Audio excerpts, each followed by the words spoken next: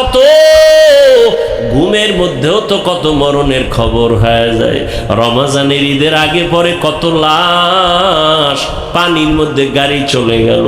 একটা ছোট বাচ্চা সাঁতার কেটে এসে বলে, আমার আম্মু পানির মধ্যে আটকায় গেছে, একটু বাঁচাও, আমি কাকে মা বলে ডাকবো? এই তো দুনিয়ারে বাবা, এখনো সময় আছে, তওবা করো। মনে মনে আল্লাহকে বলো, মরিয়া গেল আর দাড়ি কাটবা না, নামাজ ছাড়বা না, বেপর্দায় চলবা না। তওবা সবার কপালে নসিব হবে না। আবু জাহাল নবীজিকে 13 বছর দেখলো, বয়ান শুনলো, কপালে কালেমা আসে নাই, হেদায়াত আসে নাই।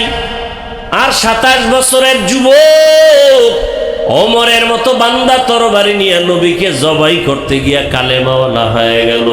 ইয়া আইয়ুহাল্লাযীনা আমানুত্তাকুল্লাহা ওয়াল তানজুর নাফসুম মা কদ্দামাত লিগাদিন ওয়াত্তাকুল্লাহ।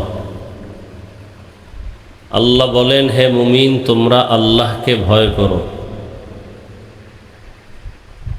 এবং সামনের স্থায়ী জীবনের জন্য কি সম্বল সঞ্চয় করেছো সেদিকে মনোনিবেশ হও।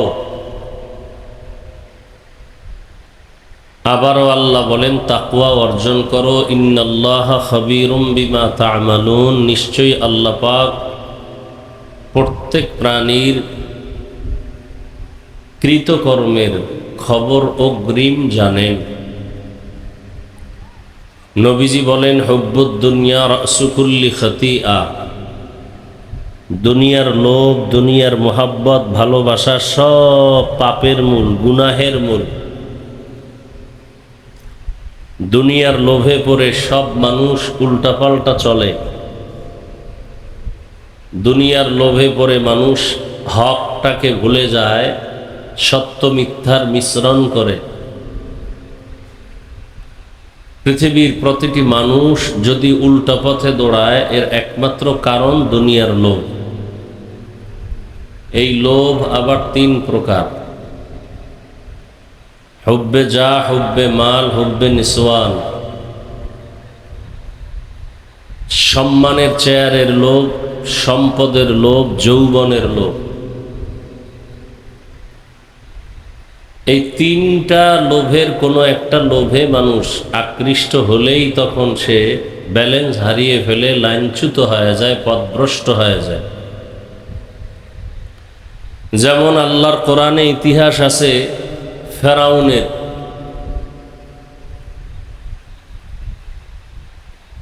ক্ষমতার চেয়ারে বসে এক পর্যায়ে সে নিজেকে খোদা দাবি করে নাই, শুধু বড় খোদা দাবি করেছে। আনা রব্বুকুমুল আলা, আমি শুধুই রব না, সব থেকে বড় রব, বড় খোদা।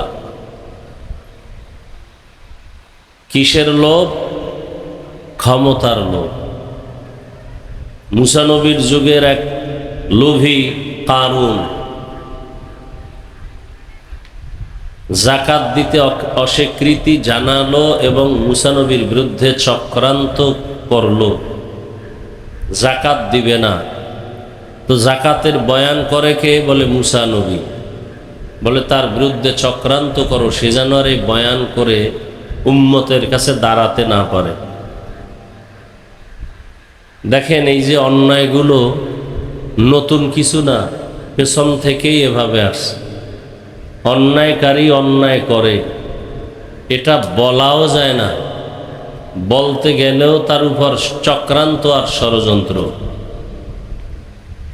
এই ধারাবাহিকতা বর্তমান পর্যন্ত চলতেছে, ভবিষ্যতে আরো কঠিন হালাত হবে। অপরাধী অপরাধ করবে, কোনো দোষ নাই, বলনেওয়ালার উপরে হামলা আর মামলা। কারণ জাকাত দেয় না, এতে কোনো দোষ নাই। মুসা নবী জাকাতের বয়ান করে কেন? এজন্য তার বিরুদ্ধে চক্রান্ত করল। কিসের লোভ? সম্পদের লোভ।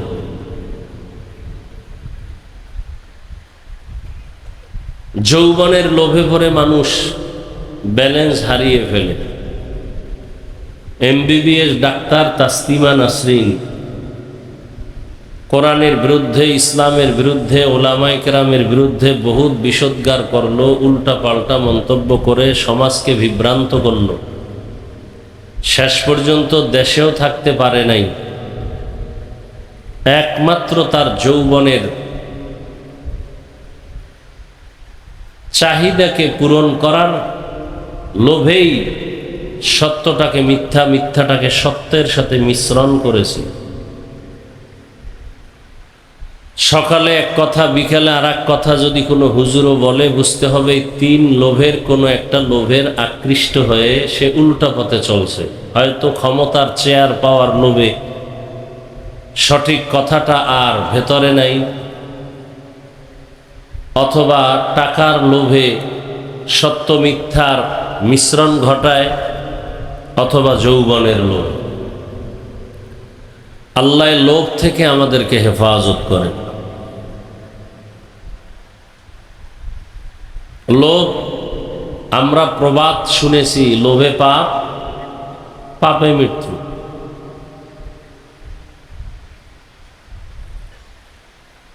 এই লোভ বড় কঠিন এক জিনিস। আল্লাহ পাক রব্বুল আলামিন এজন্য বলছেন সাবধান, ইয়া আইয়ুহাল্লাযীনা আমানু লা তুলহিকুম আমওয়ালুকুম ওয়ালা আওলাদুকুম আন যিকরিল্লাহ।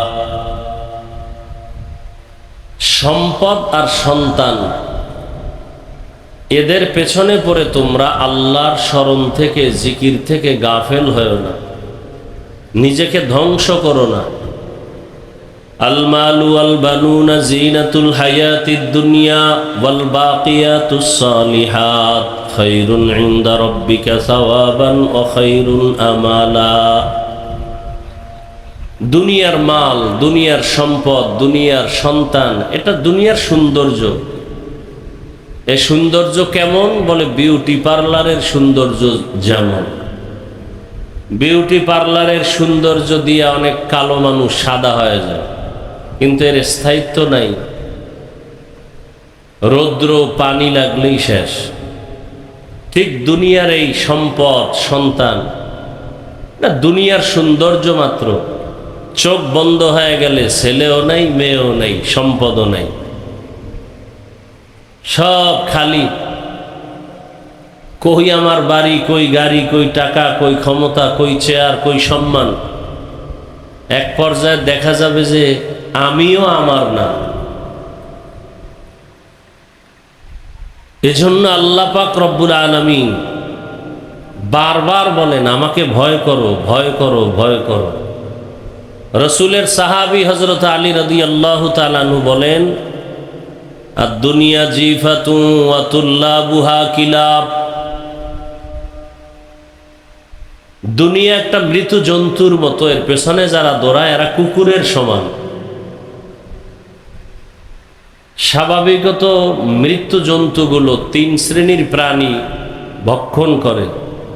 একটা মরা গরু পড়ে আছে, তিন শ্রেণীর প্রাণী এটাকে ভক্ষণ করে, কুকুর, শকুন, শিয়াল। মরা জন্তু এটা শিয়ালেও খায়, কুকুরেও খায়, শকুনেও খায়। হযরতে আলী দুনিয়ার পেছনে যারা দৌড়ায় এদেরকে কুকুরের সাথে তুলনা দিলেন, শিয়াল, শকুনের সাথে তুলনা দিলেন না কেন? হযরত আলীকে 7 বছর থেকে 12 বছরের মাঝখানে গিয়া রসুলের হাতে কালেমাওয়ালা হয়ে গেছেন। এতদিন ছিল চাচাতো ভাই, এখন সাহাবী, কিছুদিন পরে হবেন জামাতা। নবীজি দোয়া করে দিলেন,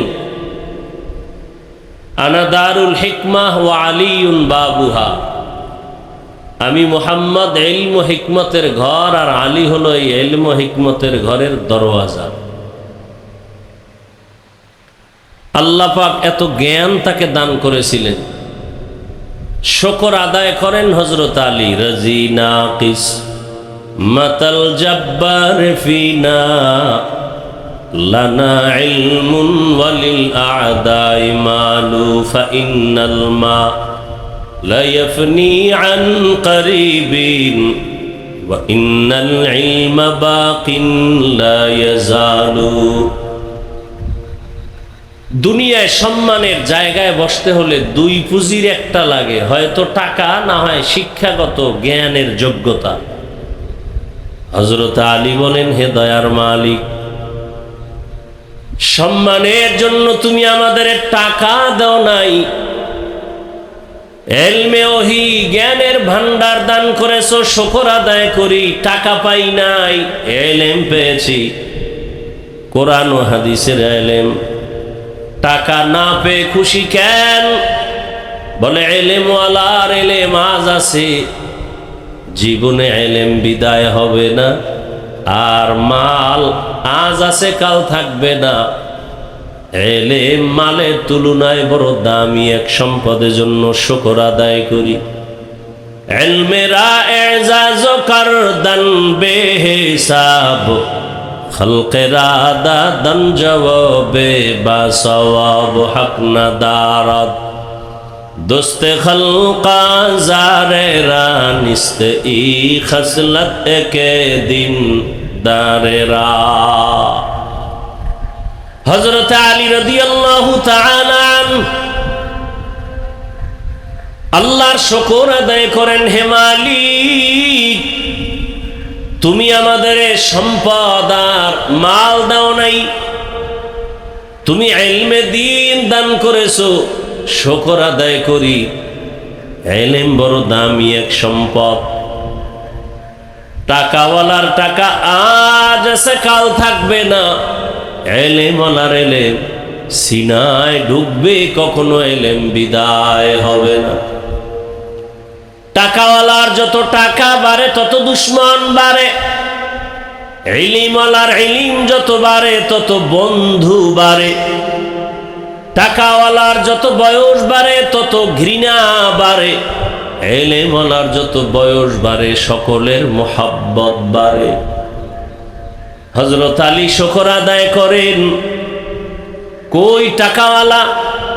চট্টগ্রামের জমিনে ঘুমন্ত শাহ আমানত রহমতুল্লাহ আলাইহি দুনিয়াদার এক টাকাওয়ালা খাদেম ছিল, সরকারি কর্মচারী। অথচ ওই দুনিয়াদারের কোনো অস্তিত্বই নাই। আর শাহ আমানত রহমাতুল্লাহ আলাইহির নাম বিধর্মীরা পর্যন্ত শ্রদ্ধার সাথে স্মরণ করে। এটা টাকার বাহাদুরিতে হয় নাই, জ্ঞানের আলো ইলমের বরকতেই হয়েছে। আজ গোটা দুনিয়ার শিক্ষিত মানুষ ডাক্তার জাকির নায়েকরে চিনে, জানে, সম্মান করে, ভক্তি শ্রদ্ধা করে টাকার কারণে না, একমাত্র তার জ্ঞান, তার আদর্শ। আরে আদর্শই বড় দামি এক সম্পদ। টাকাওয়ালার টাকা আছে, সম্মান আছে, টাকা নাই, সম্মান নাই। ক্ষমতাওয়ালার ক্ষমতা ছিল, সম্মান ছিল, ক্ষমতা নাই, সম্মানও নাই। আর আমাদের আল্লাহ ইলমে দ্বীন দান করেছেন। করোনার মতো ভয়ঙ্কর হালাতের মধ্যেও আমাদের মাদ্রাসাগুলো বন্ধ হয় নাই। ইলমেরা এজাজ করদান বেহিসাব, ইলমেরা এজাজ করদান বেহিসাব, খলকেরা দাদান জবাবে বা সওয়াব। আমরা আগেও যেমন ছিলাম এখনো আছি। আর আমরা বলতে যারা একেবারে কওমি অঙ্গনের, আমরা তো আরো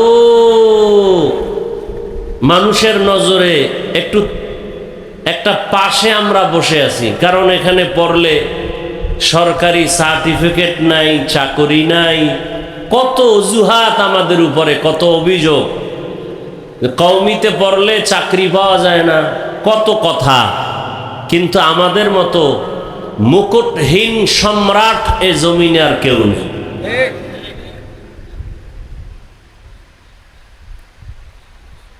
একমাত্র ইলমের বরকত। মহামারী করোনা, স্কুল কলেজ বন্ধ, সব বন্ধ হয়ে গেল। আলিয়া মাদ্রাসাও বন্ধ। কিন্তু যেই কওমি মাদ্রাসায় সরকারের একটা টাকাও কোনো বরাদ্দ নাই, মহামারী করোনার ভেতরও সে মাদ্রাসা বন্ধ হয় নাই। 10 বছর আগের এমপি সাহেব কইতো দোয়া চাই, নতুন এমপি এও দোয়া চায়। এটার নাম সম্মান। টাকা দিয়া কিনা যায় না এই সম্মান। টাকার সম্মান আজ আছে কাল থাকে না। ভোটের আগের রাত্রে আপনারা সম্মান বিক্রি করছেন না? কথা কয় না।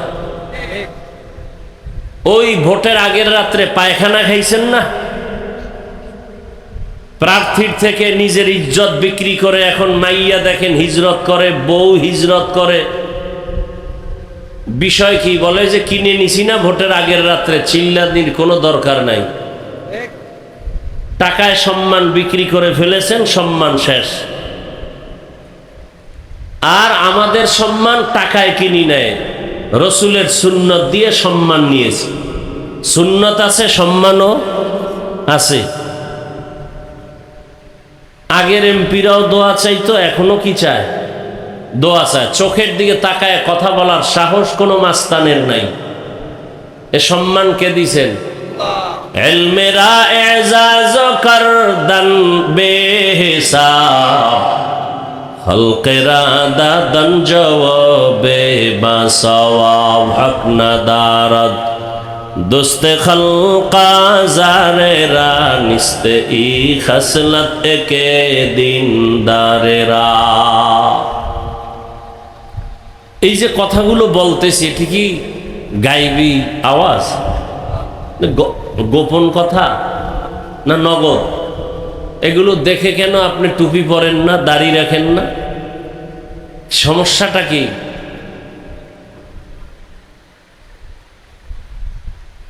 আখেরাতের চিন্তা নাই, মরণের ভয় নাই। এ কারণে আপনি মুসলমান, আমিও মুসলমান। আপনার আমার আল্লাহ এক, নবী এক, কোরআন এক, কাবা এক, ধর্ম এক, কালেমা এক। অথচ আমি টুপি খুলতে লজ্জা পাই, আপনি টুপি দিতে লজ্জা পান। আমি নামাজ না পড়লে লজ্জা, আপনি নামাজ পড়তে গেলে লজ্জা। আমি দাড়ি না রাখলে লজ্জা, আপনি দাড়ি রাখতে গেলে লজ্জা। আবার কোন নেফাকি অন্তরওয়ালা পণ্ডিত কয় দাড়ি না রাখলে অসুবিধা কি? দাড়ির মধ্যেই কি ইসলাম? টুপির মধ্যেই কি ইসলাম? পোশাকের ভেতরেই কি ইসলাম? পর্দার ভেতরেই কি ইসলাম? প্রশ্ন করার মানে কি? যে পর্দার মধ্যে ইসলাম সীমাবদ্ধ না, টুপির মধ্যে না। তাহলে টুপিতে ইসলাম নাই, দাড়িতে নাই, পাগড়িতে নাই, পোশাকে নাই। তো ইসলাম কই? পাকিস্তান, ইন্ডিয়ায় ইসলাম কোথায়? দাড়ির মধ্যে যদি ইসলাম না থাকতো ইসলাম কোথায়? আল্লাহ হেদায়েত দান করুন। এ সমস্ত প্রশ্ন তারাই করে যারা দুনিয়া লোভী, হয়তো ক্ষমতার লোভ, না হয় টাকার লোভ, না হয় যৌবনের লোভ। আল্লাহ হেদায়েত দান করেন। এজন্য আল্লাহ বলেন, ইয়া আইয়ুহাল্লাযীনা আমানুত্তাকুল্লাহ ওয়াল তানজুর নাফসুম মা কদ্দামাত লিগাদিন ওয়াত্তাকুল্লাহ ইন্নাল্লাহা খাবীরুম বিমা তা'মালুন।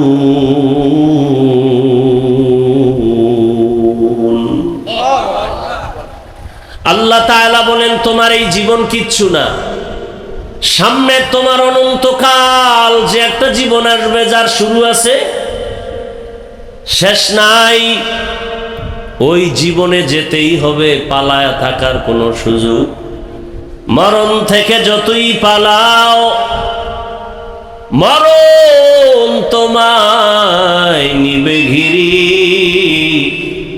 যদিও সুদূর আকাশ পানে লুকাও, সেথায় লাগিয়ে সিঁড়ি।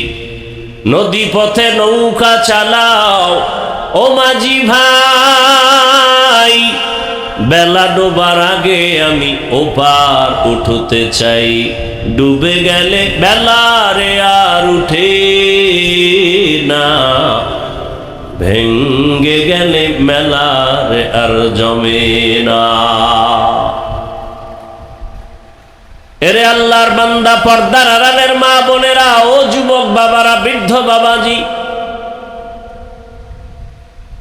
আমরা টাকা পাওয়ার লোভে, খানার লোভে টুপি পরি নাই, বরং জেনে শুনে টুপি পরছি। টুপির কারণে বিপদ, দাড়ির কারণে বিপদ। এরপরও কেন টুপি ফালাই না, দাড়ি ফালাই না? একমাত্র কারণ, দুনিয়ার কোনো মূল্য নাই, আল্লাহর আদালতে হাজির হতে হবে। আর চোখের সামনে তাকায় দেখলাম, টাকা টাকা টাকা করে যারা দৌড়ায়, ওরা টাকাও পায় না, নিজেরও হারায় ফেলে। না নিজের সন্তান পেল, না মা পেল, না বাবা পেল। আমার সোনার বাংলাদেশের কোটি কোটি, হাজার হাজার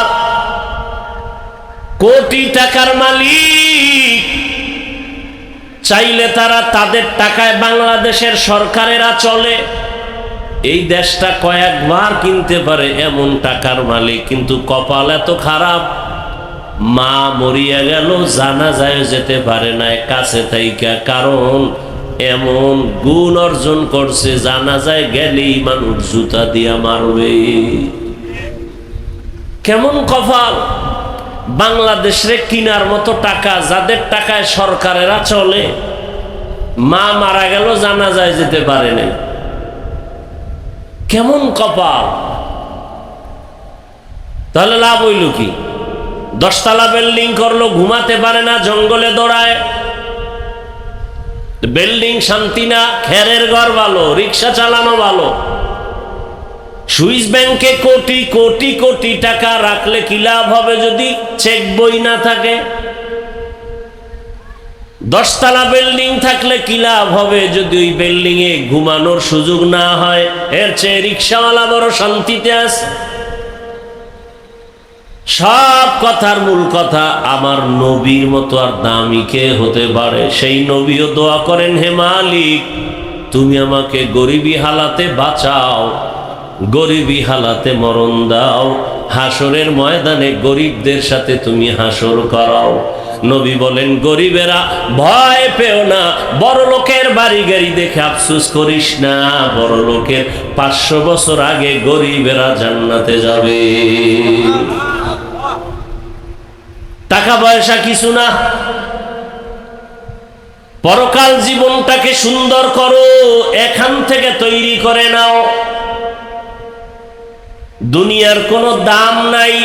قال النبي صلى الله عليه وآله وسلم الدنيا خلقت لكم وأنكم خلقتم للآخرة। দুনিয়াতে যাহা কিছু দেখো সব তোমার আমার গোলাম, আর তুমি আমি আল্লাহর গোলাম। গর্তের পিপিলিকার খানা কে দেন? আরো আস্তে করে বলেন। জঙ্গলের প্রাণ কে দেন? আল্লাহ। নদীর মধ্যে হাজারো ধরনের মাছ, মাছের খানা কে দেন? ওরা দামি না আমরা দামি? তো পিপিলিকার খানা যদি আল্লাহ দিতে পারে, আমগো দিবে না? কি ইয়া আইয়ুহান নাস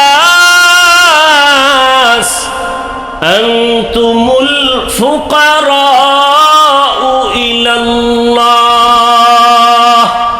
ও দুনিয়ার মানুষ, তোমরা সব ফকির, ধনীকে।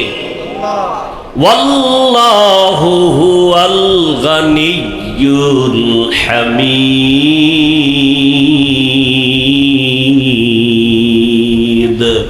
गर तवक्कुल मीकुनी हर सुबह शाम मेरा सानद रिस्क़े तू अज़लाम का। জঙ্গলের হাজারো প্রাণীর খানা যে আল্লাহ দেন। উড়ন্ত পাখি সকালবেলা উড়তে থাকে, খোলা আকাশে উড়ে উড়ে পেট ভরে বাচ্চার খানা নিয়ে সন্ধ্যাবেলা বাসায় হাজির। কে খাওয়ায়? আল্লাহ। ওদের খানা দিলে আমাকে দিবে, এটাই তো বাস্তব। কিন্তু আমরা খানায় কেন কষ্ট পাই? পিপিলিকার খানায় কষ্ট নাই, গরুর খানায় কষ্ট নাই, গরু যদি মাঝে মাঝে কষ্ট পায় ওর নিজের দোষে না, নিমক হারাম মানুষের দোষে। মানুষের অপরাধের কারণে গরু কষ্ট পায়, আপনার আমার অপরাধের কারণে আমরা খানায় কষ্ট পাই, পিপিলিকা পায় না কেন? আল্লাহ ওদেরকে যে ডিউটি দিয়া পাঠাইছেন সে ডিউটি পালন করে, গাদ্দারি করে না। আর আমরা মানুষের আল্লাহ যে কাজের জন্য বানাইছেন ও কাজ আমরা করি না। মানুষকে দেখাবার জন্য নামাজ পড়ি, যদি আল্লাহর জন্যই নামাজ আদায় করতাম তাহলে নামাজ পড়িয়া কেউ সুদের টাকায় ব্যবসা লাগাইতে পারত না। কত নামাজি নামাজ পড়ে সুদের টাকায় ব্যবসা করে, অথচ সুদের সাথে যারা জড়িত 24টা ঘন্টা তার আপন মায়ের সাথে জেনার গুনাহ। কত বড় কুলাঙ্গা! জীবনে যতটা মোনাজাত দিবে সুদের খাতায় নাম থাকা অবস্থা একটা মোনাজাত কবুল হবে না।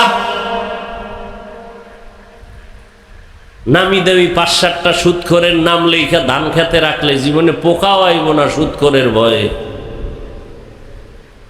আর কেমন সান কফাইল্লা বেঈমান! ইয়া আইয়ুহাল্লাযীনা আমানুত্তাকুল্লাহ ওয়া যারু মা বাকিয়া মিনার রিবা ইন কুনতুম মুমিনিন ফাইন লাম তাফআলু ফাযনু বিহারবিন মিনাল্লাহি ওয়া রাসূলিহি।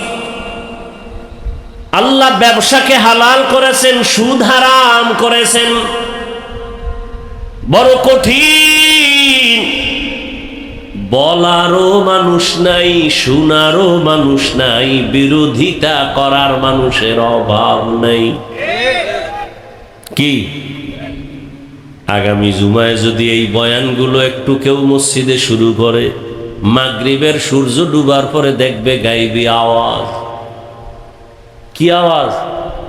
ইমাম সাহেব 1 মাসের ছুটি। কেন? শিয়ালের হাতে মুরগি আমানত। শিয়ালের হাতে মুরগি দিলে যা হয়, সুদখোরের হাতে মাদ্রাসা মসজিদের চাবি দিলে তাই হয়। দিছে কে? জিবরাইল। কথা বলেন না কেন? 24 ঘন্টা যে মায়ের সাথে জিনার গুনাহ, সে মসজিদ মাদ্রাসার দায়িত্বে আসে কিভাবে? তো ঠাডা বইরা মরা দরকার। হুজুর টুজুর সুদ্দা ঠাডা পড়ে না কেন? মদিনাওয়ালা মুহাম্মদের উম্মত হওয়ার কারণ। জিন্দেগি মে বন্দেগি তু করনা হে, जिंदगी में बंदगी तू करना है, जिंदगी बे बंदगी शर्मिंदा है, जिंदगी बे बंदगी शर्मिंदा है। यहाँ हम सब मुसाफिर दिल ना लगा, अहले दिल की नजर से रूह करता जा। यहाँ हम सब मुसाफिर दिल ना लगा, अहले दिल की नजर से रूह करता जा। शाह दौलत सब फकीर गर नेक नेहे, शाह दौलत सब फकीर गर नेक नेहे, जिंदगी में बंदगी तू करना है, जिंदगी बे बंदगी शर्मिंदा है, जिंदगी बे बंदगी शर्मिंदा है। जिंदगी में बंदगी कुन बंदगी, बंदगी बे जिंदगी शर्मिंदगी। भाईरा আমার, আল্লাহ তাআলা বলেন তোমার স্থায়ী জীবনের জন্য সম্বল সঞ্চয় করো, কারণ আজ তোমার কোনো অভাব যদি দেখা যায় তা পূরণের সুযোগ আছে। চোখ বন্ধ হয়ে গেলে, অভাব পড়লে একটা নেকের টানেও হাসরের ময়দানে উপকার কেউ করবে না। হাদিসে পাকে রাসূল বলেন কিয়ামতের ময়দানে একজন আল্লাহর বান্দার আমলনামা ওজন করার পরে দেখা যাবে কোনো নেক আমল আছে অনেক, কিন্তু জান্নাত পাওয়ার মতো বান্দার একটা নেকের বড় অভাব আছে। একটা নেক আমল হলেই তার নেকের পাল্লাটা ভারী হয়ে যাবে, কিন্তু এই একটা নেকের বড় অভাব। আল্লাহ অর্ডার করবে, যাও হাসরের মাঠে ঘুরে ঘুরে দেখো আজ তোমাকে একটা নেক দিয়া কে সহযোগিতা করবে। দেখো এক নেকের অভাব, একটা নেকের অভাবে যাও, ছেলের কাছে যাও, মেয়ের কাছে যাও, গিয়া বলবে বাবায়, ও সন্তান আমার একটা নেক দাও। সন্তান বলে আমার বাবা ছাড়া দুনিয়াতে আসি না, তবে তুমি যে আমার বাবা আমি বিশ্বাস করি না। স্ত্রী অস্বীকার করবে। আল্লাহর বান্দা বড় নিরুপায় হয়ে যাবে। হাসরের ময়দান বড় কঠিন। সমস্ত মানুষ, উলঙ্গ নারী পুরুষ একত্রে হাসরের মাঠে দাঁড়াবে। এই জমিনটাই হবে হাসরের মাঠ। আর বাইতুল মাকদিস প্রথম কিবলা হবে, আল্লাহর বিচারালয় আদালত স্টেজ হবে ওখানে। সব মানুষ উলঙ্গ দাঁড়াবে। আল্লাহর বান্দা একটা নেকের অভাব পূরণের জন্য ঘুরতে থাকবে, কে একটা নেক দিয়ে সহযোগিতা করবে। যখন দেখবে ছেলেও দেয় না, মেয়েও দেয় না, তখন বান্দা নিরুপায় হয়ে কান্না করবে। আল্লাহর আদালতে যাবে কথা বলার জন্য যে আমার কপাল খারাপ, একটা নেক দিয়ে কেউ সহযোগিতা করে না। হঠাৎ তাকায় দেখবি রহমতের নবী বলেন একটা বুড়া মানুষ হাসরের মাঠের এক কর্নারে বসে কান্না করে। ডাক দিয়া কয়, ভাই দাঁড়াও, তুমি হাসরের মাঠে কি খুঁজো বলো। বলে আমার একটা নেকের টান, এক নেকের অভাবে আমি জান্নাতে যেতে পারি না। কয় নেকের অভাব? এক নেকের অভাব। একটুখানি নেকের তরে রোজ হাসরের মাঠেতে বাবা ঘুরবে ছেলের পিছে, ছেলে বাবার আগেতে। আহাতে মন কঠিন দিনেতে নামাজ তোমায় ভুলবে না, ঠিক মতো পড়লে নামাজ জান্নাত তোমার ঠিকানা। আমার প্রাণের ভাই বোনেরা জলদি করে উঠে যাও, ওযু করে তাড়াতাড়ি নামাজ পড়তে লেগে যাও। আহা নবী বেনামাজির শাফাআত করিবেন না, ঠিক মতো পড়িলে নামাজ জান্নাত তোমার ঠিকানা। ঘুমের চেয়ে নামাজ ভালো, আর তুমি ঘুমাইও না, ঠিক মতো পড়িলে নামাজ জান্নাত তোমার ঠিকানা। এক নেকের অভাব। এরে আমার কলিজার যুবক, তোমার মতো যুবক স্কুলে পড়ে নামাজ পড়ে, তুমি পারো না কেন? হুজুর হইতে বলি নাই, হুজুর বাপ, সব হুজুর বাপ। খালি হুজুরদের উপরে আঙ্গুল তুলো আর বলো হুজুর হওয়া যাবে না। তোমার হতে কয়কে? কিন্তু তোমার লাইনে, জেনারেল লাইনের পড়ুয়া কত সন্তান ঢাকা কলেজে পড়ে, মাথায় পাগড়ি, বড় দাড়ি, বড় জামা, তুমি পারো না কেন? কি বানায় বলতেছি? কত র্যাব, আর্মি, পুলিশ, বিডিআর এর চাকুরি করে, 5 ওয়াক্ত নামাজ পড়ে, দাড়িওয়ালা, 1 টাকাও হারাম খায় না, অভাব নাই, তুমি পারো না কেন? তোমার মতো যুবক রাস্তায় গাড়ি চালায়, নামাজ পড়ে, তুমি কেন পারো না? আসলেই তোমার কপালে কারো বরদোয়া লাগছে, না হয় এত কপাল ফুটতে পারে না। এরে আল্লাহর বান্দা, বুড়া ডাক দিয়া বলবে, তুমি হাসরের মাঠে কি খুঁজো? বলে একটা নেক খুঁজি। নেক পাও নাই? না, মেয়েও দেয় না, ছেলেও দিবে দূরের কথা, স্বীকারই করে না যে আমার ছেলে। ইয়াউমা ইয়াফিরুল মারউ মিন আখিহি ওয়া উম্মিহি ওয়া আবিহি ওয়া সাহিবাতিহি ওয়া বানিহি। বড় কঠিন হালাত। ওই বুড়া বলবে, ভাইজান আমার আমল নামায় তেমন কোনো নেক নাই, তবে একটা নেক আছে। কয়টা নেক? মাত্র একটা নেক আছে, তবে এক নেক দিয়া আমি জান্নাত পাবো না। তবে আজ এই বিপদে তোমারে আমি একটা নেক দিয়া দেই, অন্তত তুমি জান্নাতে যাও। আমার তো নেক একটা দিয়া জান্নাত পাবো না, আমি তো এমনিই যাবো জাহান্নামে। তাহলে তুমি জান্নাতে যাও, তো একটু তৃপ্তি পাইলাম যে আমার এক ভাই জান্নাতে গেল। নেকটা পাইয়া খুশি, আল্লাহর আদালতে হাজির। আল্লাহকে বলবেন, হে মালিক, নেক পেয়ে গেছি। দিছে কে? ছেলে না, মেয়ে না, ভাই না, কে? বলে এক আল্লাহ। আপনার বান্দা বুড়া মানুষ, ফেরেশতারা হাজির করো। হাজির করার পরে বলবে, তুমি এই বান্দারে নেক দিছুনি? বলে হ্যাঁ। কয়টা? একটা। আছে কয়টা? একটাই আছে। দিছো কেন? আজকে এই নেকের বড় মূল্য। বলে আল্লাহ, আমার এক নেক দিয়া জান্নাত পাবো না, এ কারণে তাকে দিলাম যে আমার ভাই জান্নাতে যাক, আমি একটু অন্তর দিয়া তৃপ্তি পাবো যে একটু উপকার করলাম।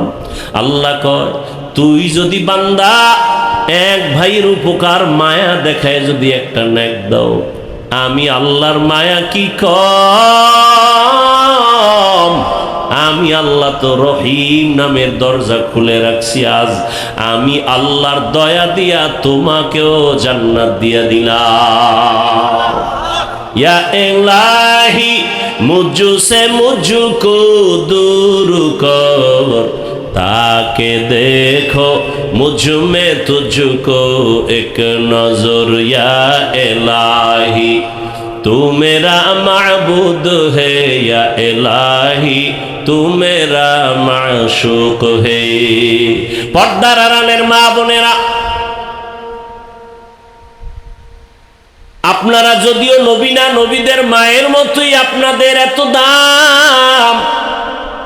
হাফেজে কোরআনের মায়ের মতো আপনারা মা,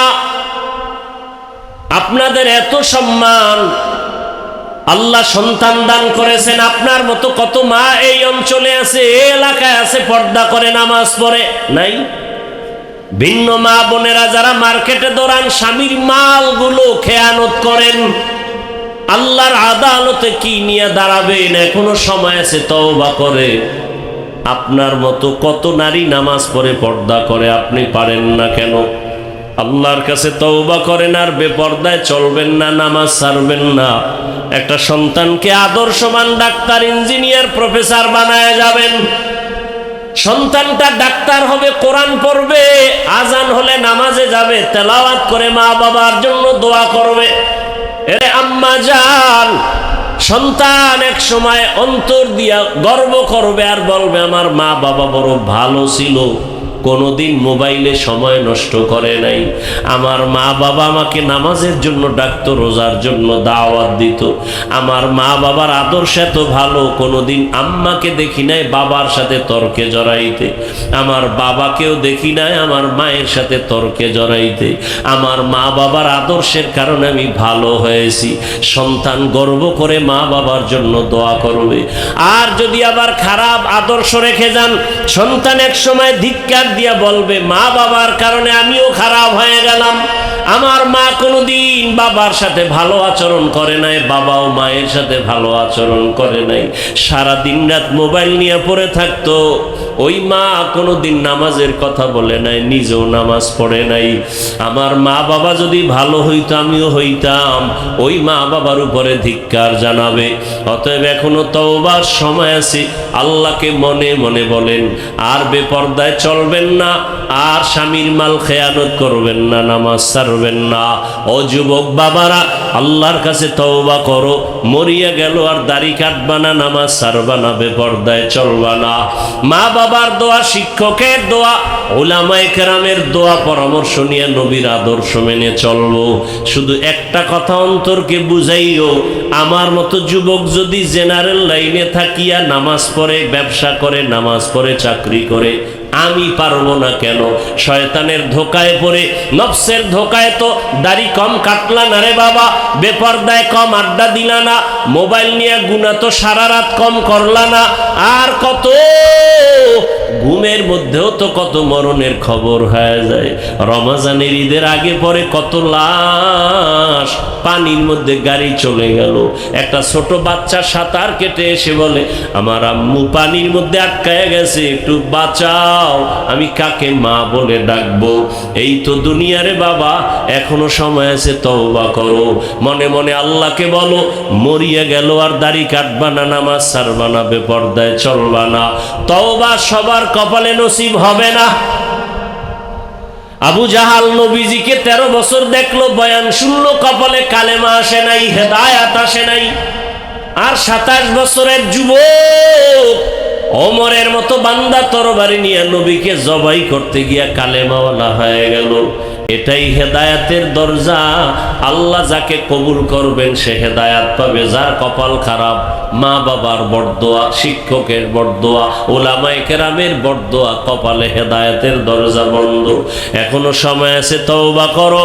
যার অন্তর তৈরি হয়ে আছে, খাঁটি অন্তরে তওবা করলেই মুহূর্তে আমার আল্লাহ জীবনের গুনাহ মাফ করে দিবেন।